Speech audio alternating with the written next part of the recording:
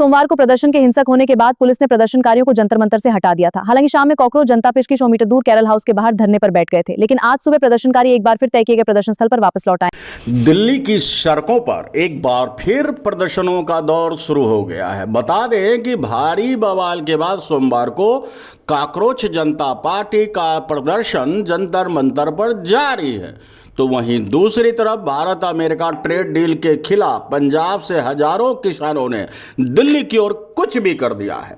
Shambhu border पर police की तैनाती हो गई है, बैरिकेडिंग कर दी गई है, रोकने के लिए तमाम व्यवस्था कर दी गई है। आपको बता दें कि पुलिस कार्रवाई के बावजूद कॉकरोच पार्टी यानी कॉकरोच जनता पार्टी सीजेपी समर्थक एक बार फिर जंतर मंतर पर जमा हो गए। पार्टी के संस्थापक अभिजीत दिपके ने ऐलान किया कि उनकी मांगे पूरी होने तक आंदोलन जारी रहेगा। नमस्कार साथियों, आज 20 जुलाई को जो दिल्ली पुलिस ने लाठी चार्ज किया है, उस लाठी चार्ज से युवा और चार्ज हो गया है। आप देख सकते हो मेरे इस तरफ कितनी भीड़ है, दोनों तरफ भीड़ है। इतनी रात के 1 बज रहे हैं ये, और 1 बजे इतनी भीड़ है जंतर मंतर पे। युवा और चार्ज हो चुका है, और अब अमित शाह मोदी दोनों सुन लो, अपनी कुर्सी की खैर बना लो। अब तक तो धर्मेंद्र प्रधान का इस्तीफा मांगा था, अब तुम्हारी भी खैर नहीं है, तुम्हें भी इस्तीफा देना होगा, तुम्हारी कुर्सी जाने वाली है। अगर इस्तीफा नहीं भी दोगे ना, तुम्हारी कुर्सी तुमसे छीन ली जाएगी। जनता अपनी ताकत से, अपनी वोट की ताकत से तुम्हें बताएगी, इसका जवाब देगी। तुमने जो आम जनता को, बेचारे प्यारे स्टूडेंट्स को जो कुचला है, लाठियों से मारा है, जो बर्बरता की है महिलाओं के साथ, उसका तुम्हें खामियाजा भुगतना पड़ेगा। और याद रखना मेरी इस बात को, ये सरकार तुम्हारी आखिरी है, अगली बार तुम्हारी सरकार बिल्कुल नहीं आने वाली है। और जब तक हम लोग यहाँ पर हैं हम लड़ते रहेंगे, और जब तक जिंदा है तब तक हम इस लड़ाई को आगे बढ़ाते रहेंगे। धन्यवाद।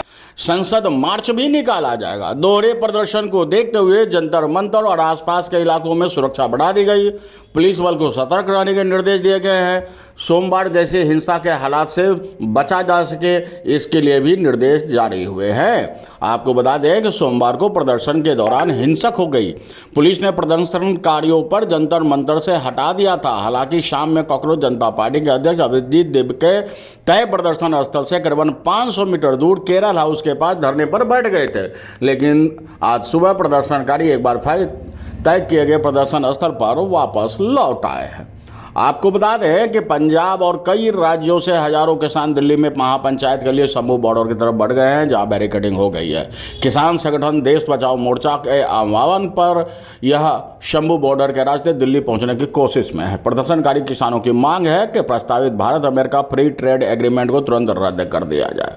तो वहीं आपको बता दें कि दिल्ली कूच की घोषणा के बाद पंजाब हरियाणा शंभू बॉर्डर पर सुरक्षा के इंतजाम कर दिए गए हैं। 163 BNS लागू कर दी गई है। सड़क के दोनों तरफ पुलिस ने मजबूत बैरिकेड्स लगा दिए हैं। गाड़ियों की आवाजाही ठप है। आपको बता दें कि दिल्ली कूच कर रहे किसानों को हरियाणा पुलिस ने खनौड़ी के पास रोक भी दिया है।